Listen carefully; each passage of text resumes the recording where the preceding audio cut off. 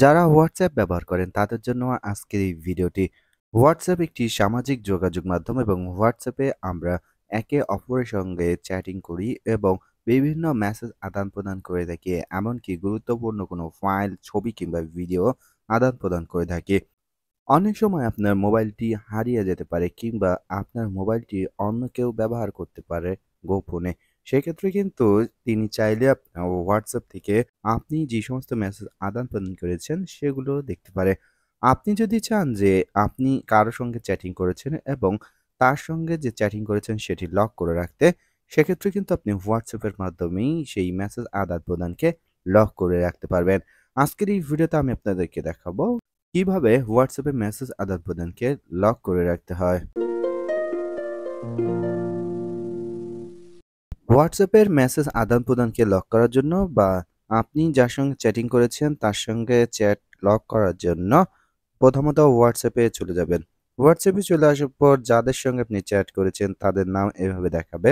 এখন আপনি যে চ্যাটগুলো লক করতে যাচ্ছেন সেই চ্যাটগুলো এভাবে জাস্ট সিলেক্ট করবেন। আপনি চাইলে একাধিক পারসনকে সিলেক্ট করতে পারেন অথবা চাইলে একজনকেও সিলেক্ট করতে পারেন। জাস্ট আপনি এভাবে ড্র্যাগ করে ধরে রাখবেন, তাহলে এখানে মার্ক হয়ে যাবে। মার্ক হয়ে যাওয়ার পর উপরে 3 ডটে ক্লিক করবেন। 3 ডটে ক্লিক করার পর এখানে লক চ্যাট এই অপশনটিতে ক্লিক করবেন। এরপর এখান থেকে কন্টিনিউ অপশনে ক্লিক করবেন। এরপর আপনি এখানে ফিঙ্গারপ্রিন্ট দিবেন এবং আপনার সেটে যদি ফিঙ্গারপ্রিন্ট না থাকে সেক্ষেত্রে ইউজ পিনে ক্লিক করে এখানে পিন নাম্বার সেট করে দিতে পারবেন। আমি ফিঙ্গারপ্রিন্ট দিলাম। দেন দেখতে পাচ্ছেন যাদেরকে আমি মার্ক করেছি সেই মার্কিত চ্যাটগুলো লক হয়ে গিয়েছে। এখন যদি আপনি পুনরায় সেই চ্যাটগুলো ফেরত আনতে চান কিংবা তাদের সঙ্গে চ্যাট করতে চান, সেক্ষেত্রে আপনি উপরে দেখতে পাবেন লক চ্যাট নামে একটি অপশন চলে এসেছে। পূর্বে কিন্তু এই অপশন ছিল না।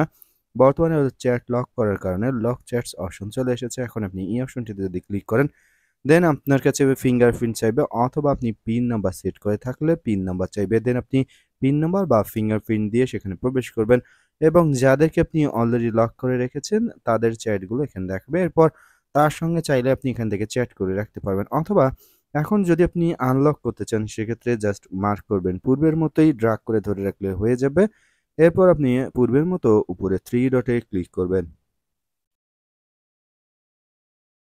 3 ডটে ক্লিক করার পর আনলক চ্যাটস এই অপশনটিতে ক্লিক করলেই পুনরায় পিন নাম্বার অথবা ফিঙ্গারপ্রিন্ট দিন।